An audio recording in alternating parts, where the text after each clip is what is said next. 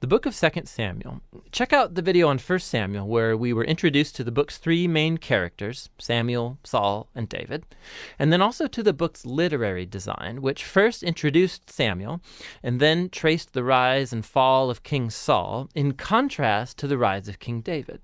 2 Samuel tells the story of David as Israel's king, and in two movements. There's a season of success and of blessing, followed by a huge moral failure and then its sad consequences. And then the book ends with this well-crafted conclusion that reflects back on the good and the bad in David's life, generating hope for a future king to come from his line. So 2 Samuel picks up after Saul's death, and David surprises everyone by composing this long poem where he laments the death of the very man who tried to murder him.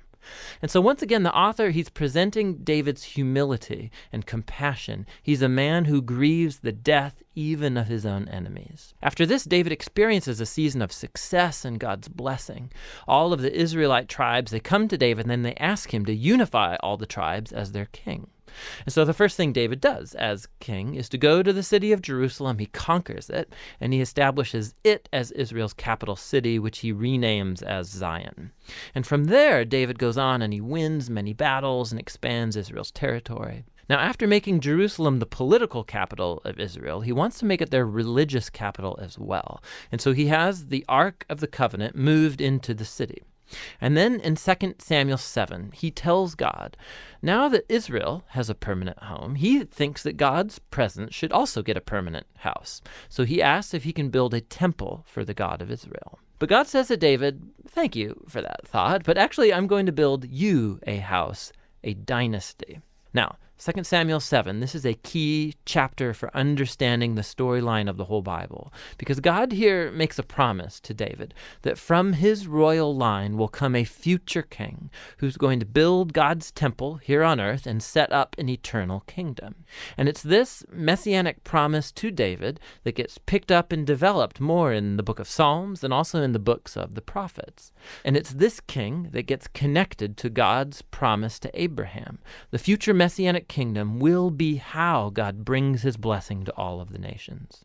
And it's right here, in the midst of all this divine blessing, that things go horribly wrong. David makes a fatal mistake. Not fatal for him, but for a man named Uriah, one of David's prize soldiers. So from his rooftop, David sees Uriah's wife, Bathsheba, bathing. David finds her, he sleeps with her, gets her pregnant, and then he tries to cover the whole thing up by having Uriah assassinated and then marrying her. It's just horrible. So when David's confronted by the prophet Nathan about all of this, he immediately owns up to what he's done. He's broken, he repents, he asks God to forgive him, and God does forgive him, but God doesn't erase the consequences of David's decisions. And so as a result of this horrible choice, David's family, his kingdom, it all falls apart. And it makes this section a tragic story, much like Saul's downfall. So David's sons end up repeating his own mistakes, but in even more tragic ways. So Amnon sexually abuses his sister Tamar, and then their brother Absalom finds out about all of this and has Amnon assassinated. And then Absalom goes and he hatches the secret plan to oust his father David from power, and he launches this full-scale rebellion. And so for a second time, David is forced to flee from his own home and go hide in the wilderness, except this time he is not an innocent man. The rebellion ends when David's son is murdered, when it breaks David's heart. And so once again, he laments over the very man who tried to kill him. David's last days find him back on his throne, but as a broken man, he's wounded by the sad consequences of his sin.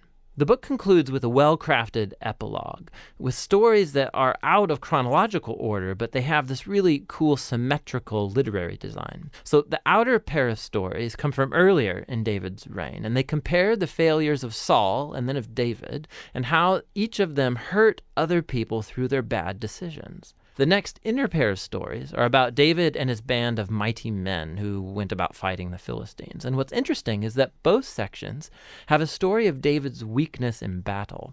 So in contrast to the victorious David of chapters 1 through 9, here we see a vulnerable David who's dependent on others for help. The center of the epilogue has two poems that act like memoirs, and David reflects back on his life, and he remembers times when God graciously rescued him from danger.